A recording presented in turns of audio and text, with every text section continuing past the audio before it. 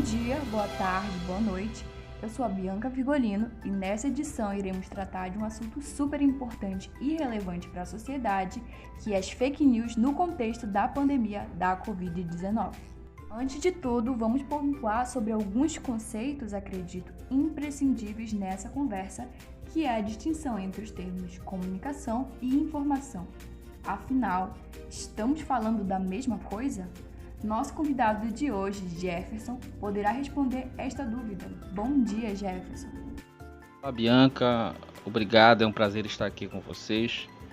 Bom, eu acredito que Dominique Volton e Muniz Sodré têm muito a nos direcionar, a nos falar sobre comunicação e informação. Então vamos lá, vamos entender isso. Segundo Dominique Volton, em sua obra Comunicar é Coabitar, a árvore da informação acaba camuflando elementos fulcrais da comunicação que são o emissor, receptor, mensagem e o sujeito, este último que tem em sua ontologia a capacidade de refletir sobre sua realidade, sobre seu meio, negociando, aceitando, construindo relações. Partindo do conceito de modernidade reflexiva de Anthony Giddens, onde vivemos em um mundo que estimula a crítica e o pensar, num mundo em que todo momento estamos reconstruindo nosso meio, reinventando nossas instituições e questionando nossas tradições. É neste sentido que Volton frisa sua fala. Para ele, a comunicação tem um valor de emancipação. A sua crítica está em volta da sociedade da informação, como destaca, que segundo Emmanuel Castells, acaba recebendo todo o impacto da informação. Logo, nessa sociedade globalizada, acaba que a informação se sobrepõe à comunicação, já que, tanto para Muniz Sodré como Volton, informação é diferente de se comunicar. A informação, para ambos, apenas transmite códigos e sinais. Comunicação é muito mais que esse fluxo de sinais. Comunicar é construir relações. Comunicação é lenta, é tolerante. Sendo assim, temos que abrir mão da técnica para voltarmos a se comunicar. Ou seja, comunicar é viver em conjunto, algo que nossa sociedade informacional, mergulhada na cybercultura, como nos diz Pierre Levy, nos fez de alguma maneira esquecer. A informação acabou nos levando a bolhas virtuais. Acabamos criando nossas tribos no Facebook, WhatsApp e Telegram. Isso tudo favorece a proliferação das fake news, uma vez que, nessa sociedade informacional e globalizada, a mensagem está cada vez mais rápida, contribuindo para informações falsas. Ao mesmo tempo, estamos unidos e solitários, e nesse paradoxo, acabamos nos tornando mais fechados ao diálogo e invisíveis. Volton chama a atenção para o caráter democrático da comunicação.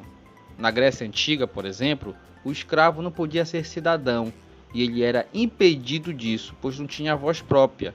Sendo assim, era visível só quem tem voz própria, quem tem visibilidade. A política está intrínseca à comunicação. Portanto, a informação é transmissão de dados. Comunicar é um processo social. Precisamos nos reinventar a partir do social. Talvez aí esteja o jornalismo do futuro. Muito bom. Obrigada, Jefferson, por sua contribuição. Sem dúvida, a compressão espaço-tempo proporcionada pela globalização é um fator muito significante para a difusão das fake news. Agora a questão é, por que a pandemia intensificou tanto essa propagação, principalmente seu início? Será que foi a carência de informações? Houve quem se aproveitasse desse desespero? Ronald, poderia nos responder estas perguntas? Bom dia! Olá, Bianca, tudo bem? Espero que sim.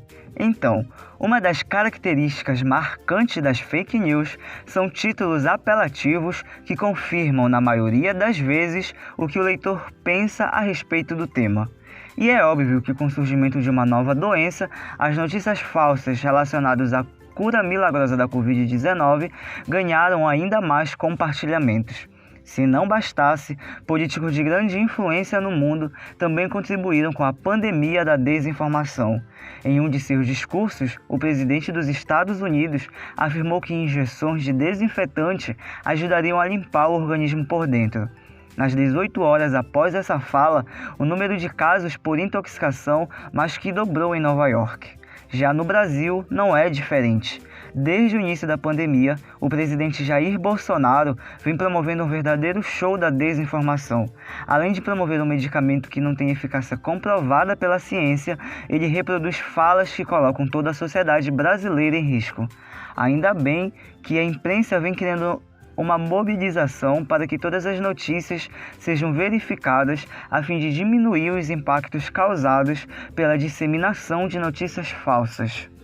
Excelentes suas colocações, Ronald. Estamos falando tanto de fake news, mas afinal de contas, quais foram as notícias falsas mais vinculadas na internet em relação à Covid-19? Poderia nos citar algumas, Amanda? Bom dia! Olá, Bianca. Como foi falado anteriormente, com a pandemia, a circulação de fake news chegou a duplicar em nosso país e em todo o mundo. Aqui separei 3 das quais deram o que falar. Máscaras oferecem risco à saúde. Hoje é obrigatório em espaços públicos e privados de diferentes cidades brasileiras, as máscaras de pano que ajudam a conter a transmissão do novo coronavírus também já foram alvo das fake news. Na mais popular delas, a informação de que o equipamento de proteção poderia causar asfixia por retenção de gás carbônico. Em suas redes sociais, o biólogo e doutor em virologia Átila Lamarino reforça que o risco não é real, já que as máscaras de pano são porosas. A máscara tem que causar uma dificuldade na hora de respirar, porque ela está filtrando o ar. A ideia é que você tenha um tecido que tenha uma trama com buraquinhos pequenos o suficiente para o ar que a gente precisa respirar atravessar, mas as gotículas de saliva que soltamos quando falamos e as outras pessoas também soltam fiquem retidas, disse ele. Vírus criados em laboratório. Um boato supostamente iniciado por uma virologista afirma que o novo coronavírus teria sido criado em laboratório na China.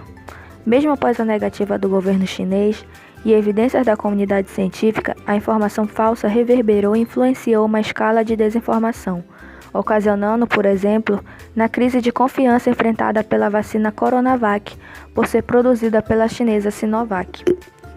A crença que atinge diretamente um dos principais produtores de insumos médicos exportados para o país poderia ter impactado na resistência de 50% dos brasileiros entrevistados que afirmam ao Datafolha que não tomariam a vacina chinesa, apesar do imunizante ser apontado como um dos mais seguros e eficazes até o momento. Nada leva a crer que a Covid-19 seja artificial. Se alguém quiser infectar humanos de propósito com um novo vírus, essa pessoa não será capaz de começar do zero, visto que não é possível projetar um organismo. Portanto, é preciso escolher um vírus já existente e modificá-lo para que ele possa adentrar células humanas e se tornar mortal. Tais alterações deixariam marcas bem específicas no RNA do vírus, diferentemente das mutações orgânicas causadas pela evolução natural. No novo coronavírus, por exemplo, a proteína mais óbvia a ser modificada é a que dá ao vírus o aspecto de coroa, chamada de spike. A proteína em questão se projeta para fora do organismo para reconhecer o AC2, uma proteína das células humanas que trabalha para regular a pressão sanguínea. Ao se conectar com o AC2, o novo coronavírus adentra a célula e adoece o infectado. Se a spike fosse o resultado de uma modificação artificial, os cientistas poderiam detectá-la.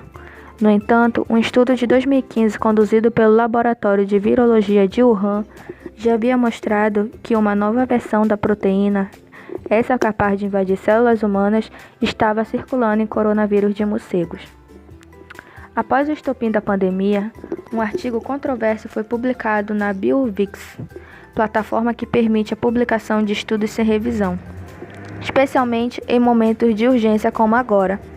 Segundo a pesquisa, foram encontrados 4 trechos mal explicados no RNA da spike do novo coronavírus.